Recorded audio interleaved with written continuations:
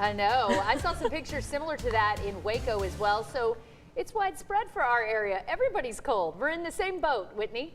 You guys, this is beyond cold. Yeah. Doesn't need to happen here. That's my opinion. Weather impact alert obviously still valid. Dangerously cold wind chill values for many of us never hopped above 10 degrees even when we hit our highs this afternoon. So the extreme cold warning is valid until 9 o'clock tomorrow morning. Of course, if you haven't yet, I was saying earlier during my noon update, I may have killed my pretty large sago palm right in front of my porch. We will wait it out and see, but I noticed this morning I forgot to put a sheet over it. So I did that and maybe we're okay. We'll wait it out and see. But yeah, we never hit freezing for today. Actually ended up staying in the 20s much of the viewing area. Looking out over Temple, it looks damp and dreary out there. We did have some flurries flying. This was extremely dry moisture. So for the most part, it did not stick anywhere across the viewing area. Now it started to pile up along curbs, places that basically the wind blew it, but it was so dry, it wasn't that thick moisture where we have the big snowflakes and things of that nature.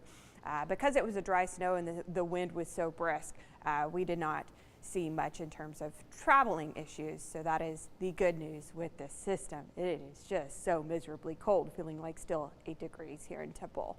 Sitting at 22 and the winds are out of the north at just under 20 miles an hour. So winds are still up. This system was definitely a potent one.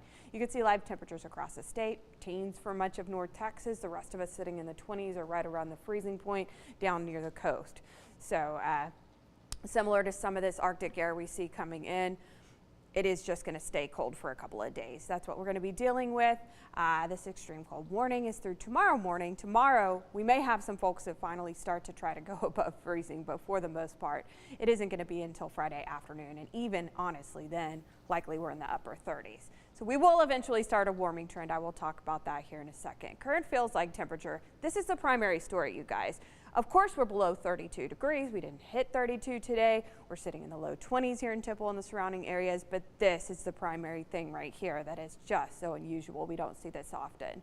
Winds sustained at over 20 throughout the day today led to feels like temperatures being 10, 15 degrees below the actual temperatures out there, of course, factoring in those winds. 9 in Waco right now, 8 in Temple, 4 in Hamilton, where y'all is below 0 most of the day today in our northwestern quadrant, and 14 is what it feels like down in the Brazos Valley and College Station right now. As you can see, no accumulating precipitation to show you on radar at this point, but you can see those northerly arrows coming in from the north still.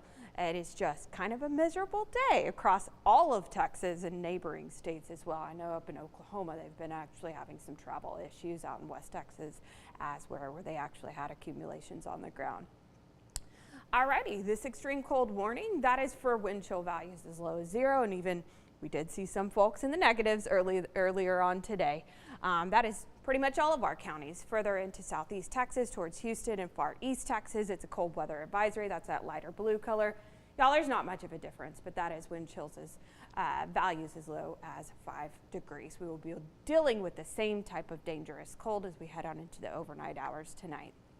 So for now, we're in the 20s as the sun gets low in the sky. Futurecast shows some folks are already dipping back down into the teens temperature-wise, and this is actual temperatures, not even factoring in the winds. Subtract 10 to 15 off of these, and that's what it will feel like outside, essentially. We'll start to see cloud cover lift off finally, and that will allow us to begin to start to warm up. We'll also see winds not as brisk as today, so that'll be nice, but it is going to be extremely cold tomorrow morning. As you can see, most of us do bottom out below 20 degrees in the overnight hours. We roll into tomorrow afternoon right around the freezing point, particularly our northern counties likely right around the freezing point for highs. Some of us may blast closer to, 34, 35 degrees tomorrow afternoon. Obviously still going to be cold. Middle 30s is where I think we end up for the most part temperature-wise, but the sun will come back out. Then it's going to go right back away. Friday is going to be a mostly cloudy day. We're going to wake up again with a freeze across the viewing area, and that's when finally likely we're lifting up into the upper 30s for highs. So still on the cool side. Saturday will go up into the 40s for high temperatures, and here's our best chance for rain on the 7-day forecast is going to be on Saturday. Too early to tell if there's going to be any freezing rain or anything of that nature during the hours that we're closer down into the 30s, but stick with us on that forecast just in case. Overnight lows tonight, again, this is the theme. We are going to be actually in the teens when we wake up tomorrow morning for the commute. It is going to feel like this for many of us, between 0 and 10 degrees. You guys make sure and stay safe, stay warm. This is what I want to talk about though. Look at the back half of the forecast. It's like spring returns. Winds will be out of the south, sun out, and feeling like 80 next week. I love that. Yeah, and that is Texas in a nutshell. All right, thanks so much, Whitney.